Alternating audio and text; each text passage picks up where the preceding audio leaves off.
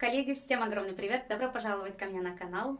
Сегодня мы рассмотрим правила написания новостных статей. Узнаем, зачем пишутся новости для сайтов и не только, и какими они бывают. Новости на сайте компании информируют, повышают лояльность к бренду, привлекают дополнительный трафик и сильно нравятся поисковикам.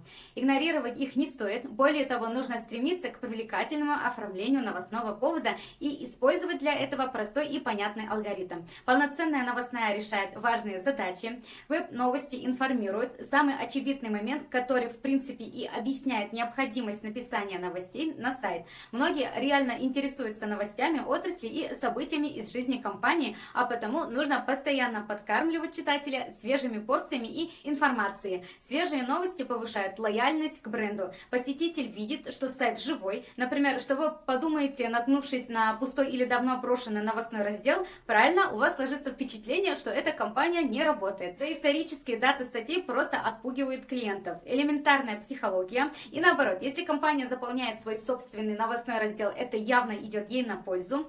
Возникает доверие к бренду. Актуальные новостные статьи демонстрируют успешность в бизнесе. И это солидно. Веб-новости помогают обновить контент. Обновляемая новостная колонка сигнализирует поисковым системам, что сайт живой. Поисковики очень это любят. Написание уникальных новостей для сайта – отличный способ войти в доверие Яндекс и Google без чрезмерных затрат. Вообще, обновление контента на сайте – один из главных признаков профессионального современного SEO-копирайтинга. Это обязательный элемент роста ресурса. Конечно, необходима грамотная SEO-оптимизация новостей. Ключевые слова не должны резать глаз, вызывая недоумение. Гость пришел по ключу и получает ответ. Новости могут быть краткие и подробные. Размер статьи зависит от характера новости. Допустим, новую модель телефона можно описать кратко, а вот для описания тарифной сетки коммунальных услуг понадобится более длинный текст. Мягкие и жесткие. Мягкие новости посетителя заинтересовывают заголовком и первым абзацем. Основной сюжет раскрывают позднее. Сохраняется интрига повествования. Жесткая новость выстраивается линейно. В лиде рассказывается о происходящих событиях,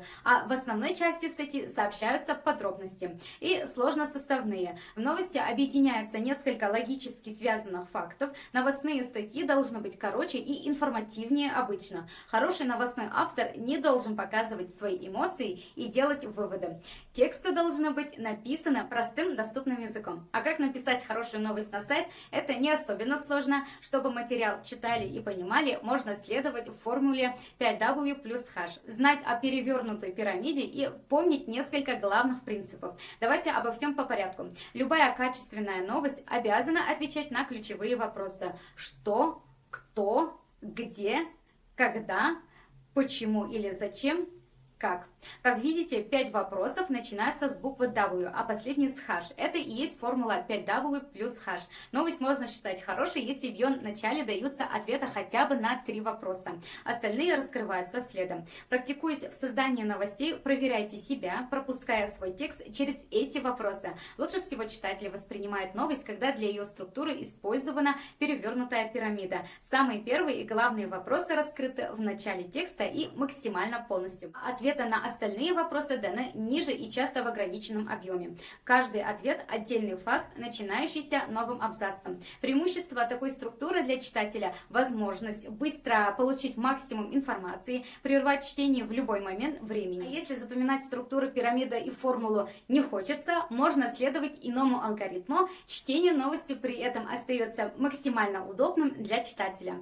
Итак, 4 простых шага. Первый шаг – заголовок. Привлекает внимание к новости, дает о тексте основную информацию. Составьте убойный заголовок новости. У новости есть всего несколько секунд, чтобы обратить на себя внимание читателя, поэтому для подстраховки заголовок должен включать идею, креативность. На рынок следует выходить с идеей, а не с названием бренда. Большинство аудитории все равно, какой это будет бренд и какая компания. Они хотят найти решение своей проблемы. Это значит, что идея должна быть достаточно убедительной, чтобы привлечь их. Что касается заголовка, он должен быть уникальным и креативным. Придется задействовать все свои скрытые писательские способности, чтобы создать нечто выдающееся и привлекающее внимание. И как вы поняли, одна из самых больших ошибок, которые можно совершить, это начать с названия компании. Откровенно говоря, простых читателей не интересуют такие подробности. Второй шаг – лид. Начало текста, один или несколько первых абзацев, в которых заключена основная мысль новостного повода.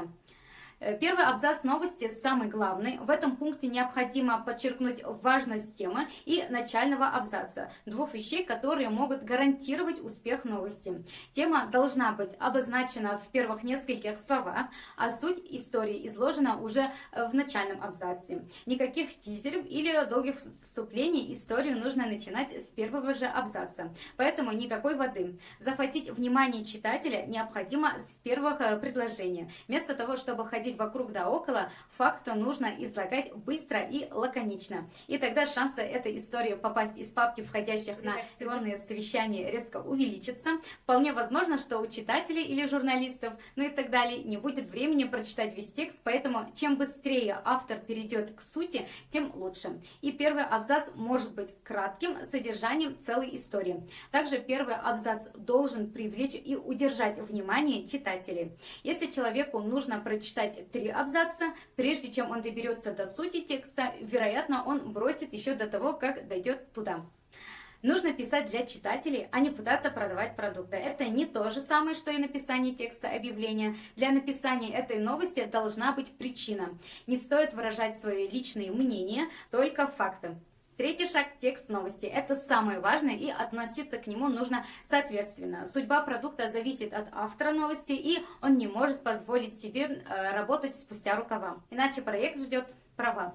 Во время написания новости нужно четко осознавать, для кого это пишется, о чем этот человек думает, в чем этот человек нуждается. Если не проводить исследования, тогда просто не получится обратиться к нужному сегменту аудитории, и тогда возникнут проблемы. И что не менее важно, своих клиентов нужно уважать и относиться к ним достойно.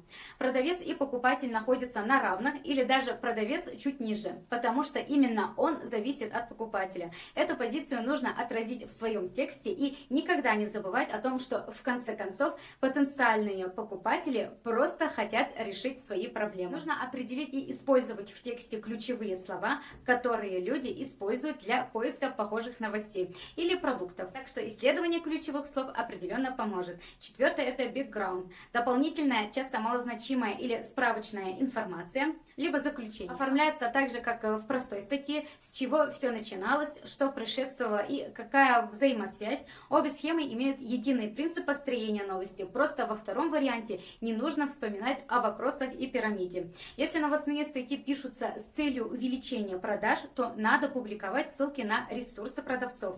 Все это надо описать 2 предложениями. Отличительной чертой новостных текстов является быстрота реагирования пишущего на разыгрывающиеся события. Часто случается так, что новость надо быстро сообщить, а времени на сбор материалов мало. В этом случае публикуются краткие сведения о событии, а уже позднее подбираются данные для освещения происшествия более детально. Вы общаетесь с очевидцами, берете интервью у эксперта и пишете новую, более расширенную статью, указав в заголовке, что это дополнение к ранее опубликованной. Текст разбивается на абзацы с использованием подзаголовков. Есть 3 главных показателя новостной статьи. Краткость. Помните о том, что никто не будет читать огромные текстовые полотна. Информативность. Старайтесь в маленьком по объему тексте уместить все важные для читателей данные. Ясность. Не используйте малопонятные слова и мудренный стиль изложения. И прежде чем отправлять новость заказчику или публиковать у себя, нужно ее правильно оформить. Первый этап – вычетка и редактирование. Вычеркните предложения без глаголов. Уберите общие фразы, вводные слова, дубли текста. Второй этап – оформления. Заголовки и лиды лучше писать курсивом. Проверьте, подписаны ли источники информации в стиле сайта.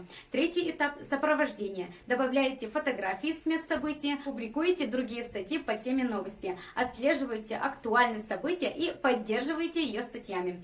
И еще 3 полезных совета по созданию новостей для сайта. Первое. Старайтесь соблюдать график, заполнять ньюс-колонку следует по четкому расписанию, например, по 2 материала в неделю. Регулярность важна, новостные поводы есть всегда, нужно лишь немного подумать. Второй совет – оставайтесь над ситуацией. Хороший новостной автор всегда беспристрастен, эмоции, выводы и призывы лучше оставить для продающих текстов. Не стоит использовать личные местоимения «я», если только вы не приводите чью-то цитату. Рассказчик как бы отсутствует, не привлекая к себе внимания. И третий совет – пишите простым языком. Еще одно важное правило написания новостей – простые, короткие предложения и абзацы намного легче воспринимаются. Люди быстро сканируют информацию. Завершив черновик, постарайтесь отвлечься. Спустя какое-то время перечитайте черновой текст, нет ли в новости лишних слов, без которых легко обойтись.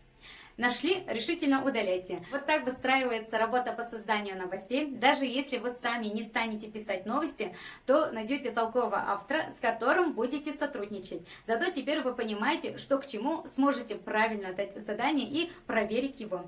А что думаете вы? Пишите мне в комментариях. А у меня на этом все. Спасибо за ваше внимание. Скоро мы с вами увидимся. Пока-пока.